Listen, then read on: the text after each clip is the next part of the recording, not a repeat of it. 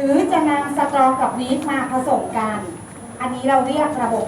3ระบบที่2ก็คือเป็นระบบที่มีโปรตอนมาเกี่ยวข้องหลายโปรตอนระบบที่3เป็นแอมฟิโปรติกและระบบสุดท้ายเมื่อคาบที่แล้วเป็นบัฟเฟอร์สิ่งเหล่านี้ต้องคล่องเพราะว่าจะนำมาใช้ในการคำนวณเรื่องการไทเทรตกรดเบสค่ะเราเรียนแลบด้วยไทเทรตกรดเบสคล่องมากชำนาญมากคำนวณเป๊ะเวอร์มากในแง่ของปริมาณวิเคราะห์แลบที่เราจะต้องหาค่า pH บังเอิญอาจารย์ให้ใช้ pH meter จุ่มลงไปเลยอันนั้นมีประสบการณ์มาแล้วนะคะพอเราพูดถึงปฏิกิริยาระหว่างกรดเบสเราก็หมายถึงปฏิกิริยาสะเทินหรือ neutralization นั่นเองปฏิกิริยา neutralization สมมุติว่าครูไทเทรตกรดไฮโดรคลอริกกับโซเดียมไฮดรอกไซด์ซึ่งเป็นกรดแก่กับเบสแก่ส่วนที่เข้ามาสะเทินกันจริงๆของไฮโดรคลอริกเนี่ยก็คือไฮโดรเนียมไฮโดรคลอริกละลายน้ำได้ไฮโดรเนียมใช่ไหมคะโซเดียมไฮดรอกไซด์ส่วนที่เข้ามารีแอคคือไฮดรอกไซด์ไอออนเกิดปฏิกิริยาได้น้ำอันนี้คือกรดแก่เบสแก่ปฏิกิริยาที่ครูเขียนเนี่ยค่ะเรียกปฏิกิริยาสะเทินไม่ใช่การแตกตัวของกรดหรือเบสนะชัดเจนนะคะเป็น reaction ทีนี้ปฏิกิริยาสะเทินนะคะครูขอแนะนำค่า K ที่เกี่ยวข้อง K ที่เกี่ยวข้องกับปฏิกิริยาสะเทินก็เป็น neutralization constant หรือย่อว่า K new ได้ยินว่า new ไม่ใช่ NEW นะคะ NEU ค่า K ใช่ความเข้มข้นไหมคะค่า K ใช่ความเข้มข้นไหมคะทำงงถ้าไม่ใช่ความเข้มข้นไม่ต้องเอาเครื่องหมายสี่เหลี่ยมอย่างนี้ไปใส่มันเจอในข้อสอบหรือมาเล่าให้ฟังแล้วก็ไม่ต้องใส่ค่า K ครูว่ามีหน่วยเป็นโมลาร์เพราะค่า K ไม่ใช่ความเข้มข้นทำไมเวลาสอบ K ครูเป็นโมลาร์ได้อะ KW เท่ากับ 1.00 คูณ 10 ลบ 14 โมลาร์ครูทำให้มันเป็นโมลาร์ได้ตอนไหนเนี่ยระวังให้ดีนะคะมันเป็นค่าคงที่ค่าคงที่ปกติค่า K เรื่องสมดุลที่เราเรียนมานิยามมันคืออะไรคะเป็นความสัมพันธ์ความเข้มข้นในสมดุลเคมีที่เราเขียนถูกไหมเพราะฉะนั้นปฏิกิริยาสะเทินกรดแก่เบสแก่ค่าคงที่สมดุลจะเขียนได้ว่าน้ำเป็นผลิตภัณฑ์คิดไหมคะจึงเท่ากับเศษ1ส่วนความเข้มข้นของไฮโดรเนียมคูณกับไฮดรอกไซด์พอนิสิตมองเศษ1ส่วนไฮโดรเนียมคูณกับความเข้มข้นของไฮดรอกไซด์ผลคูณคู่นี้มันคือ KW นั่นเองดังนั้น K neutralization K neutralization ของปฏิกิริยาสะเทินกรดเบสหาได้จากไหนก็หาได้จากค่าเศษ1ส่วน KW โจทย์จะไม่เคยบอกค่ะว่า K new มีค่าเท่าไหร่คุณต้องเขียนปฏิกิริยาสะเทินเป็นหาค่านี้เป็นค่ะเราทราบค่า KW พบว่า K neutralization มีค่าเป็นบวกเยอะเลย10 กำลัง 14หมายความว่าอะไรคะปฏิกิริยาสะเทินนี้ชอบดำเนินไปข้างหน้าเกิดได้ดีมากเวลาไตเตจจำได้ไหมกรดเบสนะไขจ๊อกเลยไหมไขจากบิวเลตไหลจ๊อกลงมานั่นแหละค่ะเกิดดีมากค่า K มากมายมหาศาลล้านเจ็ดปฏิกิริยาที่เราจะเลือกวิเคราะห์ปริมาณแบบการไทเทรตได้ไม่ว่าจะเรียกชั้นไหนนะส่วนมากแล้ว K ที่เกี่ยวข้องของมันเนี่ยประมาณ1 ล้านคุณเรียนมากี่ระบบแล้ว precipitation titration เราไปดูค่า K เกิน1 ล้าน silver chloride อะ KSP มันประมาณ10 กำลังลบ8หรือ10ค่ะครูลบ10ครูจำได้ 1.8 คูณ 10 ลบ 10แปลว่าค่า K precipitation มันประมาณ10 กำลัง 10ระบบที่จะไทเทรตได้ค่า K ต้องประมาณอย่างน้อย1 ล้านนะคะแล้วจะไทเทรตได้อ่ะ เรามาดูกรดอ่อนบ้างกรดอ่อน Ha แปลว่ามีโปรตอนเกี่ยวข้อง1โปรตอน เวลาทำปฏิกิริยากับไฮดรอกไซด์เนี่ยก็จะเข้ามา react กับโปรตอนตัวนี้ได้น้ำกับเบสเกลือของมันได้เกลือของมันสมการในกรอบสีแดงครูเขียนเฉพาะส่วนที่มา react โซเดียมไม่ได้เอามาโซเดียมไอออนมันไม่ได้มาเกิดปฏิกิริยาสะเทินด้วย ถ้าจะเลือกเขียนสมการบนคุณก็ต้องดุลโซเดียมมาด้วยนะคะปฏิกิริยาในกรอบสีแดงกรดอ่อนโมโนโปรติกสะเทินกับเบสแก่ไฮดรอกไซด์สมการในกรอบนี้ค่ะครูเขียนความสัมพันธ์ K นิวก็คือความเข้มข้นผลิตภัณฑ์หารความเข้มข้นของสารตั้งต้นน้ำไม่คิดอันนี้คือคอนเซ็ปต์เดิมที่เรารู้จักคุณคะอยากหาค่า K นิวค่ะมองดูซิสมมุติเรามองจากขวามือย้อนมาทางซ้าย A ลบเนี่ยเป็นกรดหรือเบส A ลบเป็นกรดหรือเบสเบสนะตอบเป็นกรดครูจะลาออกจากอาจารย์วันนี้เลยมันไม่มีโปรตอนใช่ไหมเป็นเบสพอย้อนมาฝั่งนี้เฮ้ย A ลบมันรับโปรตอนจากน้ำใช่ไหมคะมันเสมือนเป็นสมการย้อนกลับของการแตกตัวของเบสอ่อนนั่นเองขาไปเป็นสะเทินขาไปข้างหน้าเป็นสะเทินขากลับเป็นการแตกตัวของเบสอ่อน A ลบในน้ำดังนั้น K นิวเนี่ยจึงเท่ากับเศษ1ส่วน KB หรือหนูลองมองพจน์เนี่ยค่ะ A ลบหาร HA ไฮดรอกไซด์พจน์เนี่ยค่ะมันคือส่วนกลับของค่า AB KB ถูกปะนั่นแหละเพราะฉะนั้นถ้ารู้ค่า KB คุณก็หาค่า K นิวได้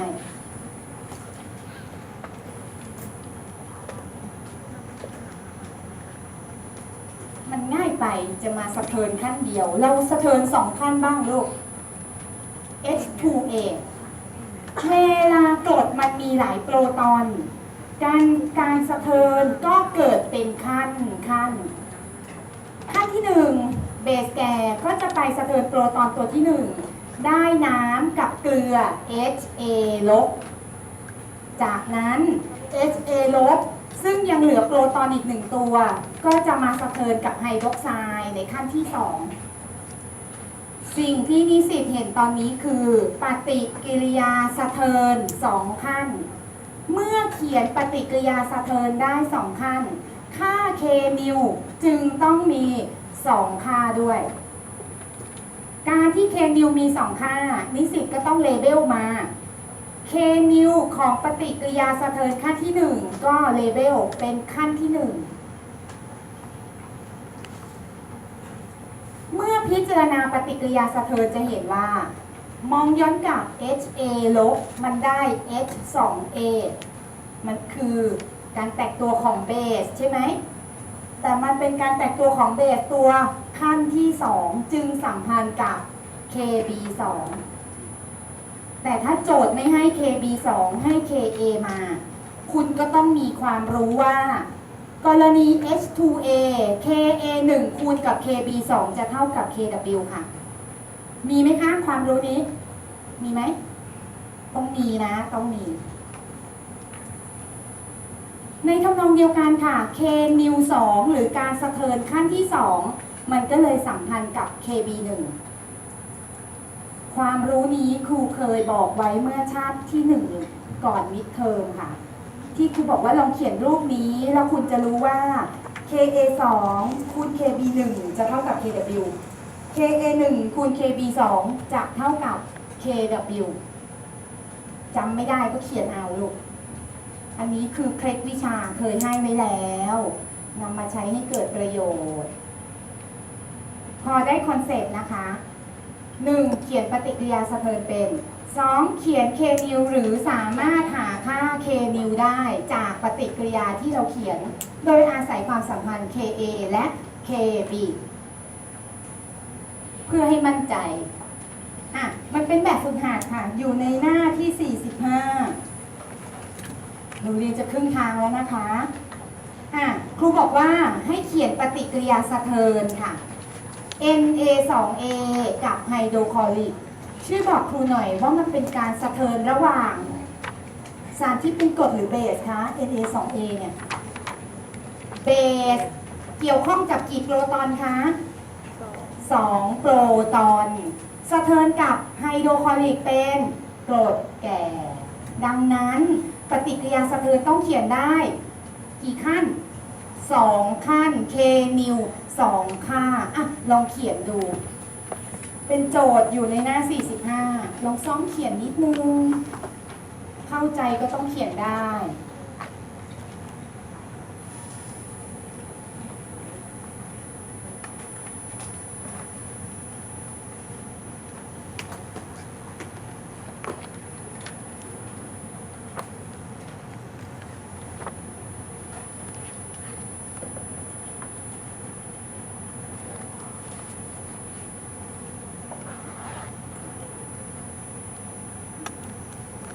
ย้ำนะปฏิกิริยาสะเทินพยายามเขียนในส่วนที่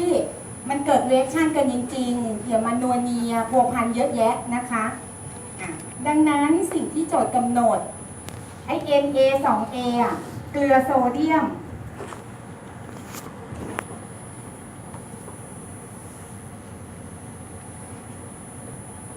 สิ่งที่โจทย์กำหนดเกลือโซเดียมละลายน้ำใช่ไหมคะได้อะไรนะไปอย่างเดียวไม่กากเกลือโซเดียมได้ Na บวกใช่ไหมคะบวกกับ A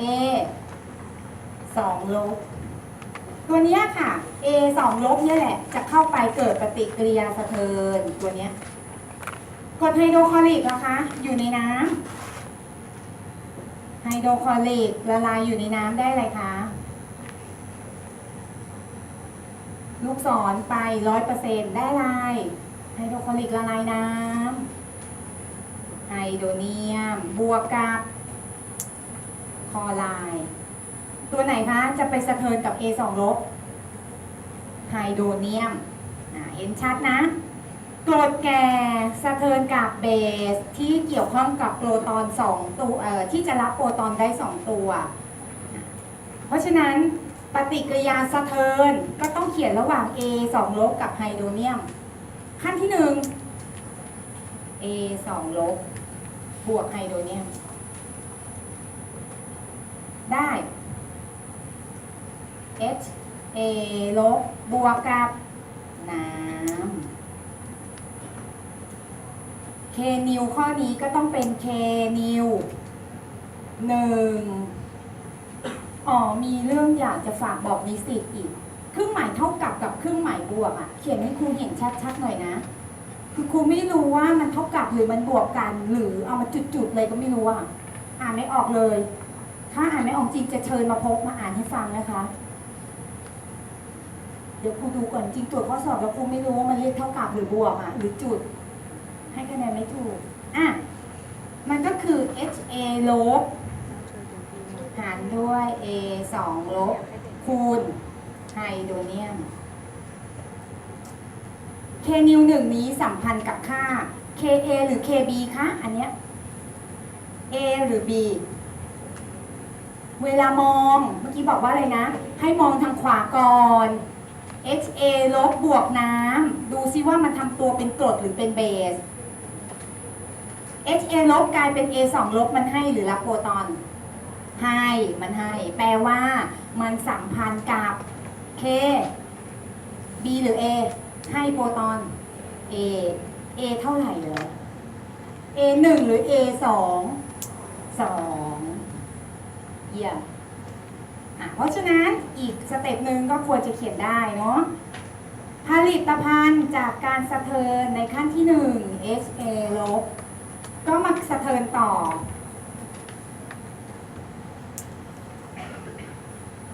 ได้เป็น H2A บวกน้ำ K นิวขั้นที่ 2 ก็ต้องเลเบลว่า 2 ครูไม่เขียนความเข้มข้นได้ไหมคะมันจะเท่ากับ KA เท่าไหร่คราวนี้ KA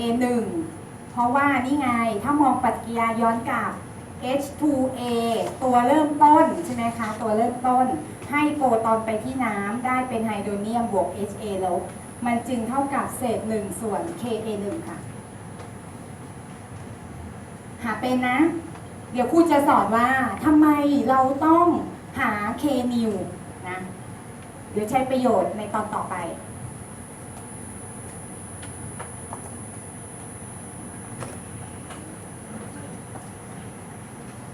ใช้ประโยชน์ตอนไหนนี่แหละค่ะตอนการคำนวณเรื่องการไทเทรตนะหัวใจของการไทเทรตก็คือสิ่งที่คุณควรทำได้ควรจะรู้ว่าค่ะว่าปฏิกิริยาสะเทินมันจะพอดีกันเมื่อต้องเติมไตรแตนลงไปเท่าไหร่หรือเราเรียกว่าจุดสมบูรณ์ควรจะทำได้นะคะและการคำนวณจะวนเวียนอยู่ในจุดที่เป็นก่อนจุดสมบูรณ์ที่จุดสมบูรณ์และหลังจุดสมบูรณ์เป็นหลักก่อนไทเทรตเนี่ยการคำนวณมันเหมือนกับที่เราเรียนมา4 คาบที่แล้วเลยเพราะว่ามันยังไม่ได้เกิด reaction กับใครมันคือสารตั้งต้นเพราะฉะนั้นสิ่งที่เราจะโฟกัสก็จะอยู่ที่3 สเต็ปเนี้ยก่อนจุดสมบูรณ์ที่จุดสมบูรณ์และหลังจุดสมบูรณ์การคำนวณเรื่องการไทเทรตจะใช้แนวทางเดียวกันกับการไทเทรตการตกตะกอนนะคะที่บอกว่าขั้นแรกต้องคำนวณความเข้มข้นเริ่มต้นเอาสาร2 ตัวมาผสมกันคิดว่ามันยังไม่เกิดเรีแอคชั่นผสมกันแล้วปริมาตรมันเปลี่ยนไปใช่ไหมคะก็ต้องหาความเข้มข้นใหม่จากนั้นความเข้มข้นนั้นแหละเราคิดว่าถ้ามันเกิดปฏิกิริยาสมบูรณ์ใช้ stoichiometry มาพิจารณาว่าใครหมดใครเหลือใครหมดใครเหลือหลังจากนั้นนำข้อมูลในสเต็ป2มาคำนวณไฮโดรเนียมหรือไฮดรอกไซด์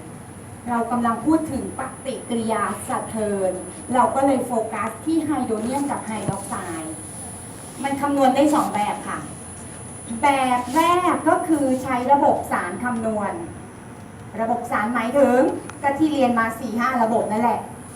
กับแบบที่2กำลังจะเสนอในคลาสนะคะว่าใช้ K new ช่วยได้อย่างไรดูตัวอย่างแรกซึ่งเป็นตัวอย่างที่คุณเรียนมาตั้งแต่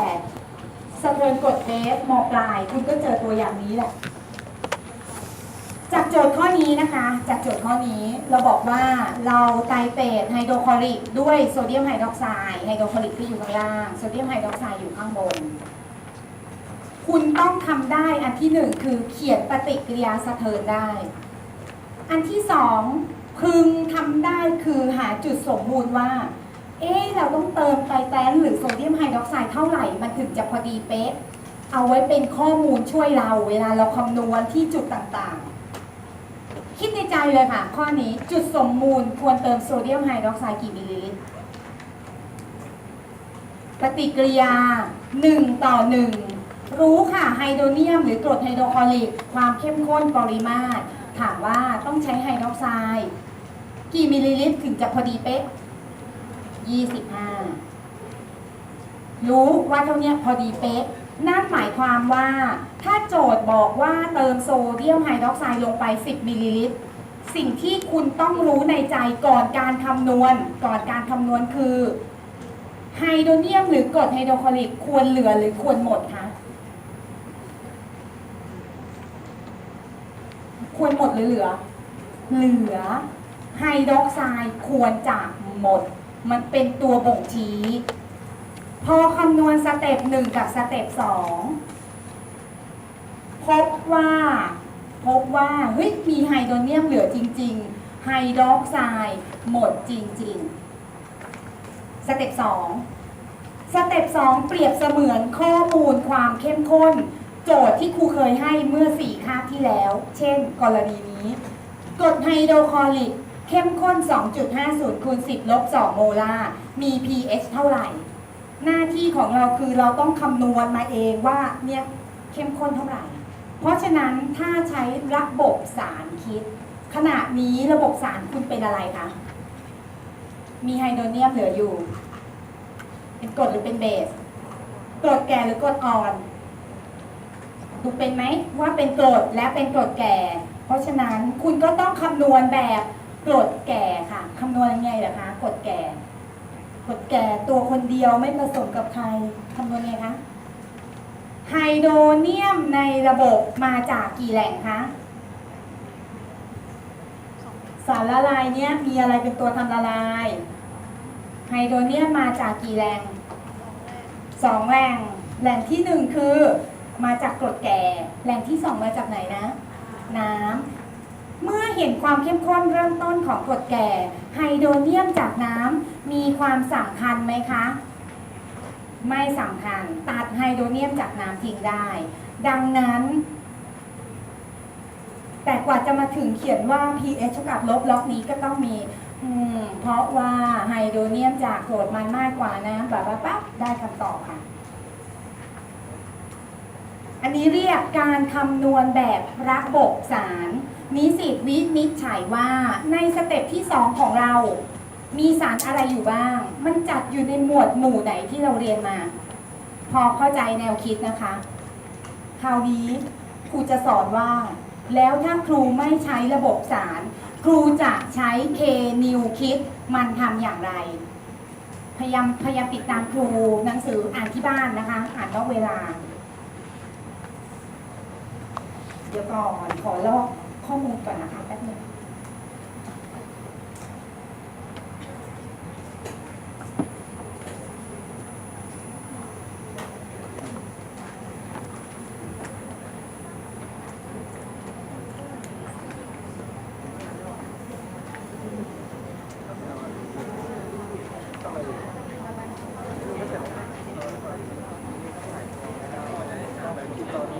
การใช้ K-New วิธีทำเหมือนกับเมื่อกี้เลยทำมาถึงสเต็ป2ค่ะทำมาถึงสเต็ป2 K-New นะคะเราจะใช้อย่างไร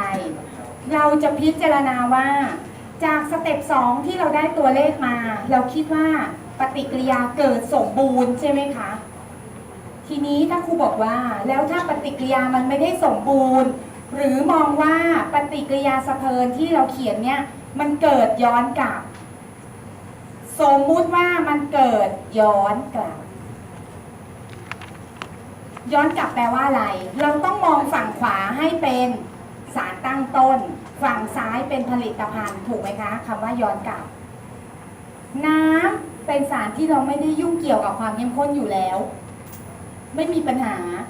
ถ้าน้ำมันเกิดย้อนกลับควรจะได้ไฮดรอกไซด์กี่โมลกี่โมลาร์คะเราก็สมมุติตัวแปรย้อนกลับแปลว่าฝั่งซ้ายต้องมีเพิ่มขึ้นค่ะฝั่งขวาต้องลดลงไฮโดรเนียมเดิมมี 2.50 คูณ 10 ลบ 2ก็ต้องมีไฮโดรเนียมเพิ่มขึ้น x ความจริงน้ำเนี่ยลบ x แต่เขาคิดกันไหมความเป็นข้นของน้ำไม่คิดไม่คิดเคลียร์ไหมคะแบบที่เวลาพิจารณามองปฏิกิริยาสะเทินย้อนกลับดูว่าฝั่งขวาจะลดลงเท่าไหร่ฝั่งซ้ายจะเพิ่มขึ้นเท่าไหร่ตอนนี้มันเป็นปฏิกิริยา1:1มันจึงบวก x ทั้ง2ตัวค่ะนั่นหมายความว่าที่สมดุลไฮโดรเนียมจะไม่ใช่ 2.50 คูณ 10 ลบ 2 แล้วจะกลายเป็น 2.50 คูณ 10 ลบ 2 บวกกับ x ขณะที่ไฮดรอกไซด์ไม่ใช่0ค่ะจะเป็น0บวก x นี่คือความเข้มข้นที่สมดุลเอาความเข้มข้นนี้ค่ะไปแทนค่าใน K-New แทนไงอาจารย์ก็เนี่ยสมการนี้คือสมการ neutralization ใช่ไหมคะคุณสามารถเขียนความสัมพันธ์กับความเข้มข้นของสมการปฏิกิริยาสะเทินได้ว่าเศษ1ส่วนไฮโดรเนียมคูณกับไฮดรอกไซด์ K-New มีค่าเท่าไหร่คะ K-New สัมพันธ์กับใครคะ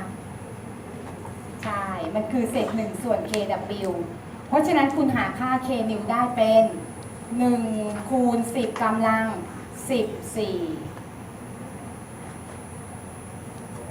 ไฮโดรเนียมที่สมดุลแทนค่าด้วยพจน์นี้แทนค่าลงไปไฮดรอกไซด์แทนค่าด้วย x แทนค่าลงไปนั่นหมายความว่าในสมการเนี่ยค่ะสีฟ้าเนี่ยจะมีตัวแปร x ออกมาถ้าคุณรู้ x เขาให้หา pH เดิมมี 2.5 คูณ 10 ลบ 2 คุณคำนวณ x ได้เอามาบวกคุณก็หา pH ได้ถูกไหมคะถูกไหมคะทีนี้ตรง k new ข้อสังเกตคือ k new มันมีกำลังเป็นบวกและบวกเยอะด้วยนิสิตคะการเกิดปฏิกิริยาย้อนกลับควรจะเกิดได้มากหรือน้อยคะขาไป10 กำลัง 14คุณคิดว่ามันอยากจะย้อนกลับไหมคะดังนั้นต้องบวก x เนี่ยค่ะตัดทิ้งได้ตัดได้เลยไม่ต้องคิดมากเพราะปฏิกิริยาย้อนกลับบวก x เนี่ยมันควรเกิดน้อยตัดอันนี้ด้วยไหมคะตัดไม่ได้มันอยู่ในสมการ k new แล้วดังนั้นตรงนี้ค่ะก็ต้องเขียน assumption หนูจันไม่อยาก assumption ก็ไม่เป็นไรครูแค่นำเสนอแต่กรณีระบบสารครูทำบน PowerPoint บรรทัดเดียวแต่ที่มันมาหลายที่นะคะกว่าจะได้บรรทัดนั้น assumption ต้องเขียนว่าอะไร 2.50 คูณ 10 ลบ 2 โมลาร์ต้องมากกว่า x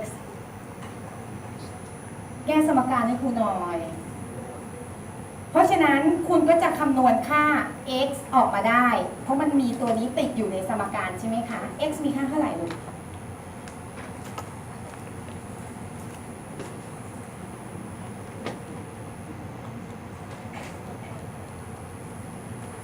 สังเกตดูนะ x ในที่นี้ก็คือความเข้มข้นของไฮดรอกไซด์นั่นเองใครจะเขียนเป็น x หรือเป็นไฮดรอกไซด์ก็ได้นะได้ 4.00 คูณ 10 กำลังลบ 13 โมลาร์คุณคะต้องเอาไปบวกไหมต้องบวกไหมมีอยู่ 2.50 คูณ 10 ลบ 2 บวก x ต้องบวกไหมไม่ต้องดังนั้น pH ของสารละลายจึงคิดจากนี่ไงความเข้มข้นตัวนี้ได้เลยเช็ค assumption เป็นจริงไหม 2.5 คูณ 10 ลบ 2 มากกว่า 4 คูณ 10 ลบ 13 โมลาร์เป็นจริงเห็นตัวอย่างรอบที่ 1มึนๆงงๆไปก่อน k new ครูรู้เห็น assumption ตรงนี้เลยไม่อยากจะทำแต่มองดีๆนะว่า assumption เนี่ยมันเขียนได้โดยเหมือนไม่ต้องพิจารณาอะไรมากมายเหมือนกรณีระบบ3สังเกตไป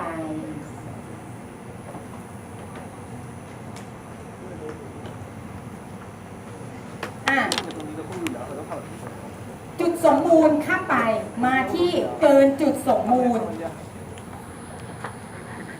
สเต็ป2บอกว่าเหลือไฮดรอกไซด์ค่ะนั่นหมายความว่าระบบของเราถ้าใช้ระบบสารคิดตอนนี้เป็นอะไรนะเบสแก่ถูกไหมคะมีเบสแก่เพียงอย่างเดียวคำนวณยังไงคะมีเบสแก่อย่างเดียว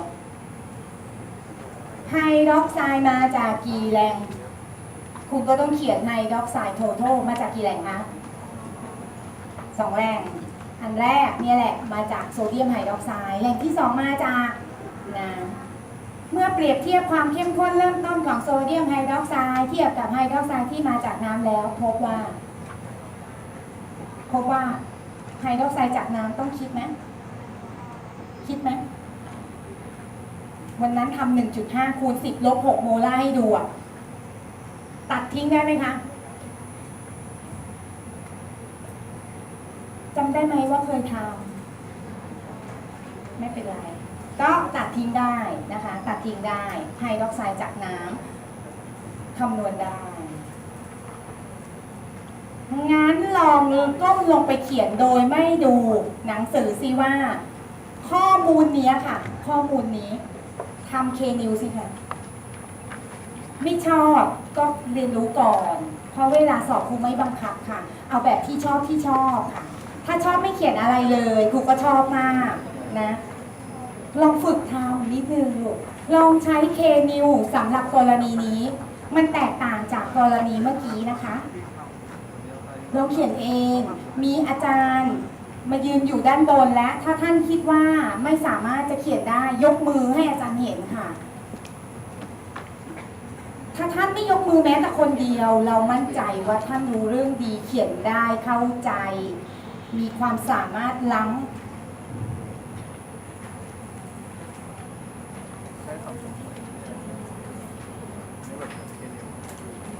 ใช้ข้อมูลจากสเต็ป2ลองใช้ K-New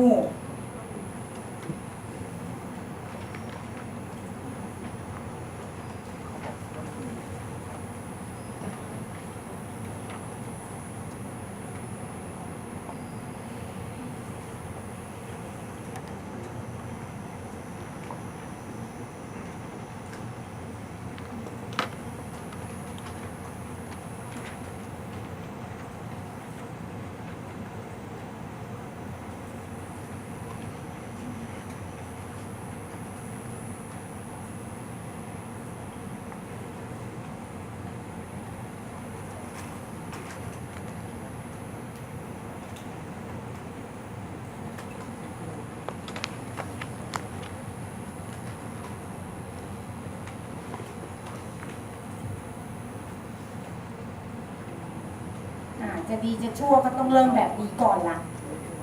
จากข้อมูลสเต็ป2ปฏิกิริยาย้อนกลับฝั่งซ้ายต้องมีเพิ่มขึ้นบวก x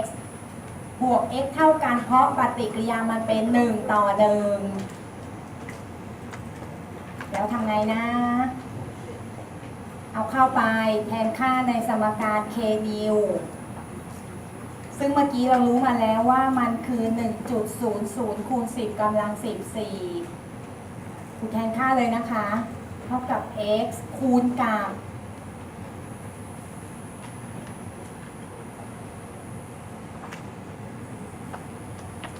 ถูกไหมคะ ด้วยคอนเซปต์ของ K-New ปฏิกิริยาไปข้างหน้า 10 กำลัง 14เพราะฉะนั้นการถอยหลังไม่ควรจะเกิดมาก x เนี่ยเอาออกไป assumption ต้องมา เราไม่ต้องพิจารณาเลยว่า เฮ้ย C เริ่มต้นมีมากมีน้อยไม่สนเทียบกับ K-New K-New ขาไป 10 กำลัง 14ค่ะกลับมาต้องเกิดน้อย ตัดทิ้งไป เขียน assumption รองรับ